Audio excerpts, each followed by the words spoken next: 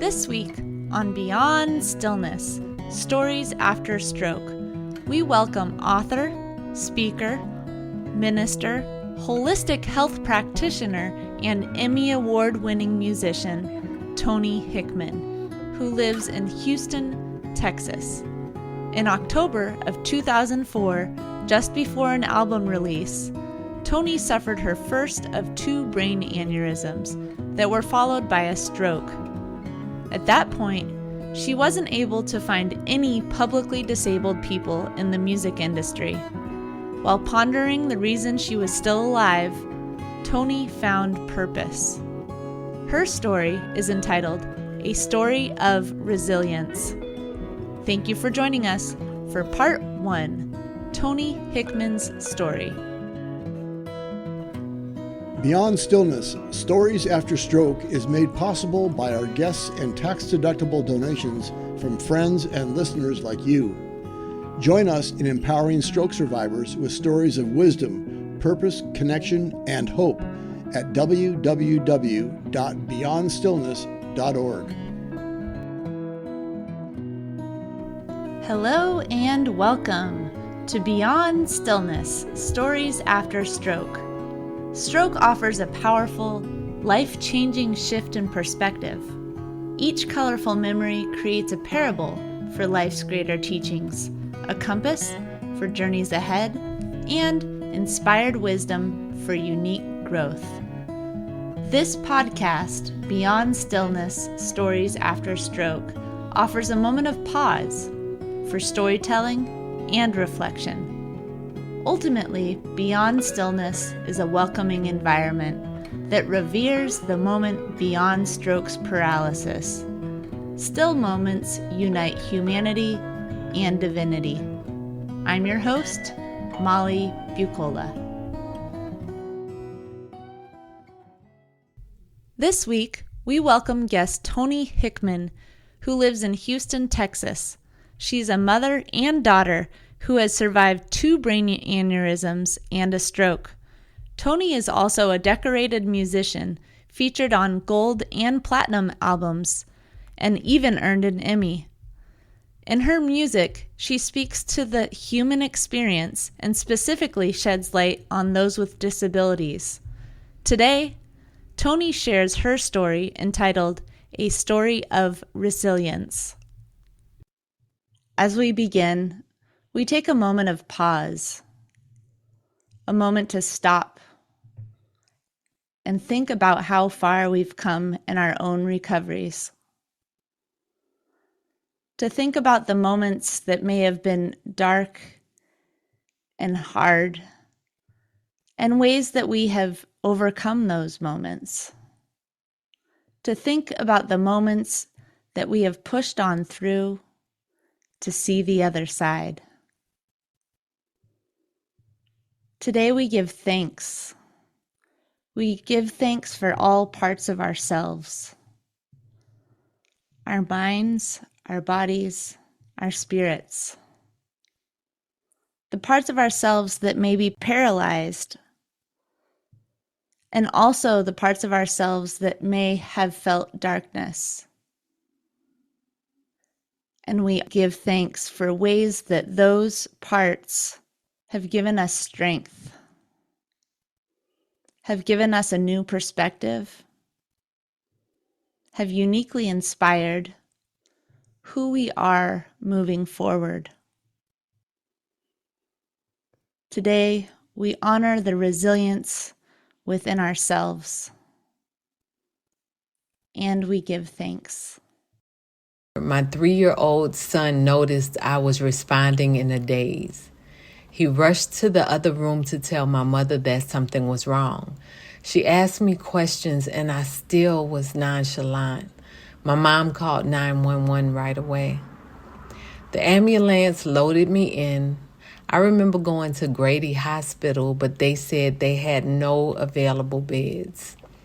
The paramedics rushed me to 3 different hospitals. Not one had an open bed. Finally, I ended up at Emory Hospital in Atlanta, Georgia. This was my first brain aneurysm. When you tell someone that you had a stroke, most people will conclude that it is due to high blood pressure. Before then, I'd never had high blood pressure in my life, and I still don't. The one exception was in 2007 when the doctors were operating on my left hemisphere because of my second brain aneurysm. They succeeded in opening my brain to operate, and that is when I had my first stroke on the operating table. My memories from there are spotty. I remember coming to, they were shaving my head, and then nothing. I was in a coma for 2 to 3 days. After 2 brain aneurysms and a stroke, the doctors told my mother that she would put me in a nursing home. Their prediction was I wouldn't walk or speak again. My mom would not accept that prediction. She refused to put me in a nursing home. My unconscious body and lively spirit refused to sit in silence for the rest of my life. It was then I began a faith journey into the unknown. Where did the faith journey begin? I had lost faith in myself and God. The song Hopeless by Dion Ferris repeated in my head. Feels like I'm hopeless, like a penny with a hole in it. I was completely angry, pissed, disturbed at the idea of going through another setback. At that point, my music career was about to explode. I had already recorded in Atlanta and collaborated with big-name musicians. I had gone to what I considered home, New Orleans, to celebrate the project and really didn't expect to stay. I was the second youngest person in Tulane Medical Rehabilitation Center. Most residents were elders. It was fairly soon after Hurricane Katrina, so the first room had windows that were boarded up. The stench of Katrina still flooded the city. When I first arrived, I wondered, if there is a God, then how could God allow me to have 2 brain aneurysms and a stroke over the course of 3 years? Why am I still alive? Everything I've worked for in music was so harshly taken away from me at such a pivotal moment. My ego was completely shattered. My bed was close to the window. The nurses taught me how to transfer out of the bed into a wheelchair. I was supposed to call them before I tried it on my own. It may be a part of my childhood trauma, but I don't like the idea of depending on another person or people. The nurses warned me about the dangers of trying to transfer out of the wheelchair on my own, but I was so determined to walk again that when they left the room, I attempted anyway, and I fell. The nice nurses reprimanded me and told me they were going to put me in a room with cameras if I continued to put myself in danger. I kept trying anyway, and eventually they ended up putting me under surveillance. I don't care. You can't control that part of me, I thought. I was hard-headed, but internally shaken. I had become suicidal. The hospital psychologist prescribed antidepressants. I didn't want to live. My identity and faith were destroyed. The room felt so dark. I had a disability. There was no one in the music industry like that. Music had become my savior, my processing tool, my mode of expression. And now that was taken too. My voice was too shaky to talk, let alone perform. I thought, my mom is healthy. She can take care of my son. I need to go. This world doesn't need me anymore. They gave me an antidepressant and I took it. I saw a black cat in my room. My mind was sound enough to know that cats are not allowed in the hospital, so I realized I was hallucinating.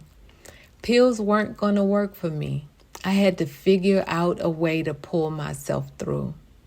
Here I was, an artist that had been featured on gold and platinum albums, and my voice was a big part of my identity, also my livelihood. I didn't know one person in the music industry who was publicly disabled. The music industry upholds an image of perfection. Musicians are required to lose weight. There is no room for musicians to show their imperfections, let alone disabilities. Where did that leave me? I remember one day I was overwhelmed with these thoughts and emotions that followed. I was having a pity party for myself. One of the nurses walked in and asked me, "Why are you crying?" Then she gave me a message that I still remember to this day. You need to ask God why you had 2 brain aneurysms and a stroke and you're still alive. I let the words pass right through me that day, but somehow they found their way back into my mind. Life is about how we see the world and our perception of what we see. In the midst of dark thoughts and expression, my true spirit still shined. My mom knew I was there. My nurses were comforting, and that ignited my inner strength. They were so kind to me. I told them, I don't care what it takes. I have to move. That hard-headed, stubborn attitude is the reason I was able to walk out of the hospital the day I was discharged. I would not accept the future the doctors originally predicted. I create my reality. I refuse excuses. Always have, always will. Ultimately, I think the nurses and therapists respected my unruly ways. After 4 months in a wheelchair, they tried to send me home in a wheelchair. I refused. I walked out of the Rehabilitation Hospital of New Orleans with a cane. My goal was to stay out of the wheelchair for good. The day I was discharged, they presented a cake decorated with a photo of my album cover. After spending so much time with me, they knew anything was possible. They knew this wasn't the end of my music career. I then returned to Atlanta and started my outpatient therapy at Shepherd Rehabilitation Center. There I recognized how mentally insecure I had become. I didn't want anyone to see me. I was trapped in my ego and mourned who I thought I was while also fearing the person I thought I was going to become. You need to ask God why you had 2 brain aneurysms and a stroke and why you survived. The nurse's statement sticks with me. I have traveled through various concepts of God and know my life's work resides in the answer. I often ask myself, why am I still alive? I've wondered if God punishes, then maybe I was being punished for my pre-stroke music. I grew up in the hood. I saw people killed right in front of me. I experienced poverty and briefly adopted the mentality that comes with it. I sold drugs, I saw racism, and was on my own when I was 15. My songs reflected my life. Before my stroke, I often pondered my purpose. One thing the brain aneurysms and stroke taught me was that life can be altered in an instant, and in that moment, we must decide who we want to be. So here I am faced with who I was, wondering where I was going and how I could start living the life I wanted. My stroke wiped away everything but gave me a clean slate. When I made it back to Atlanta, I was battling my ego. I felt helpless and hopeless, but I still struggled to accept anyone's help. I was insecure about my appearance. My head was shaved. When it grew long enough, I attached extensions, got my hair done. I thought that looking commercially beautiful again would silence my insecurities. My ego cringed at the fact that I was living with a paralyzed right side. I started to realize that when my emotions and frustrations raged, my body followed suit. In those moments, I could barely walk. The same thing happened when I felt judged by others. When people stared, my right side would freeze. My muscles responded to my emotions. Everything locked up. My mind and emotions were directly affecting my physical body, furthering my paralysis. How could I love myself when I still hated the idea of being a person with a disability?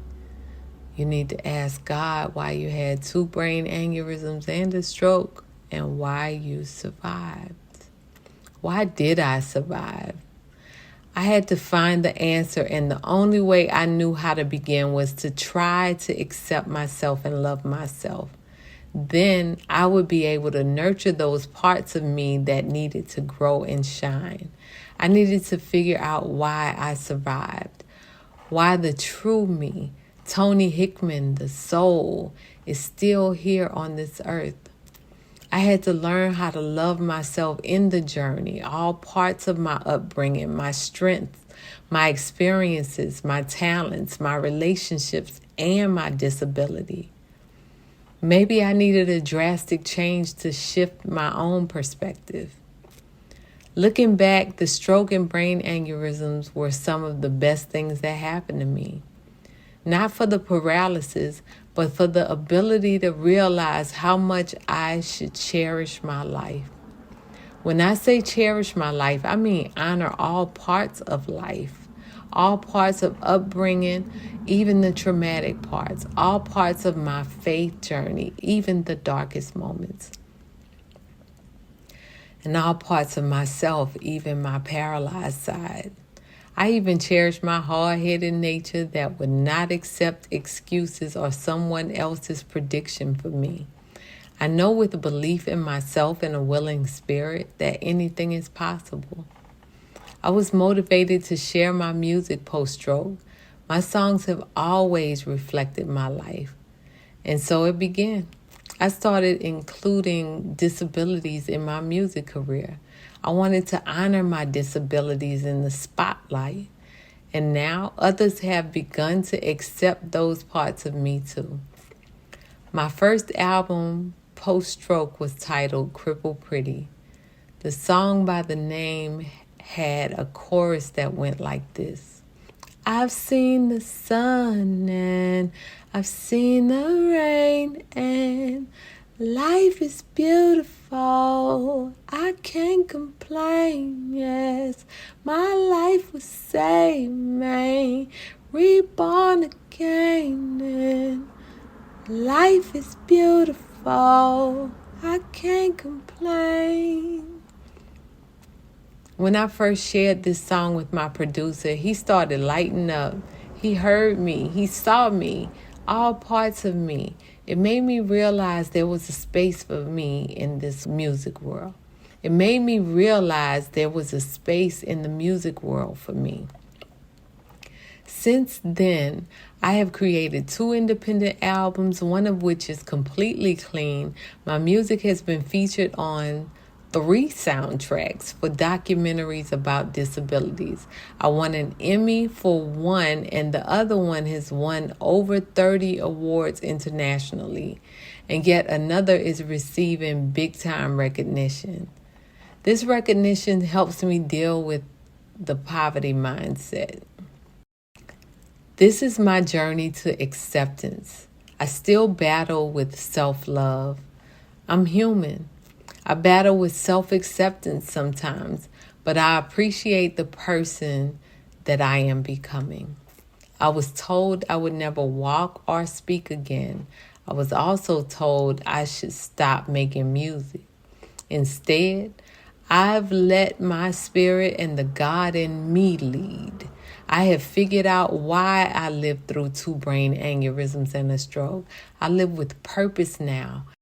I have become a certified holistic health practitioner, an ordained minister that may curse from time to time, a speaker, an author, and I'm still unfolding. Regardless of what anybody thinks, I believe anything is possible. We may have to find different ways to do things, but anything is possible. I have a slogan that I have put on t-shirts, and I often say when people doubt me. My slogan is, I do the impossible all the time. So my hope for you listeners out there is that you never give up on you, your truth, or the best version of yourself. That's what we're all here for. If you haven't figured it out yet, you will. Keep asking why and have faith that your answer will come in time. You are here for a reason, all parts of you, your past, your body, your mind. There's a place for you too. Don't give up on yourself. Thank you, Toni. Thank you. We're going to close with a moment of pause. Settling into our space. Creating space in our minds and in our hearts. And as Toni's mom says, where there's space, there's opportunity. May we see opportunity. May we breathe opportunity. May we create space and time to be the people we're meant to be. And may we create space and time to allow others to be the people that they are meant to be. And we give thanks.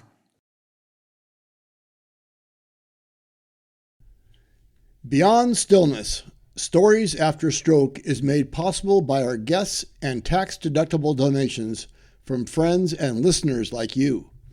Join us in empowering stroke survivors with stories of wisdom, purpose, connection, and hope at www.beyondstillness.org. Another way to support is to like, share, or subscribe to our weekly show. Again, thank you for devoting time and space for this week's episode of Beyond Stillness, Stories After Stroke.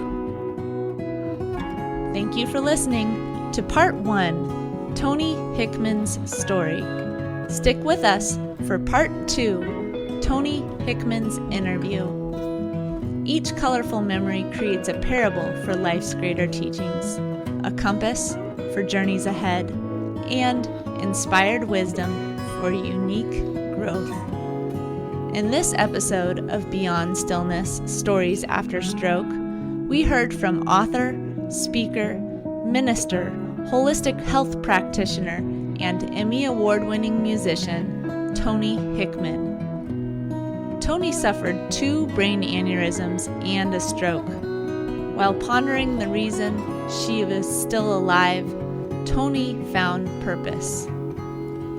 Her story is entitled A Story of Resilience. Thank you for listening, and remember, as part of the stroke community, you are more than supportive. You are inspirational. If you are part of the stroke community and have a story you'd like to share on the show, please contact us. Email molly@beyondstillness.org.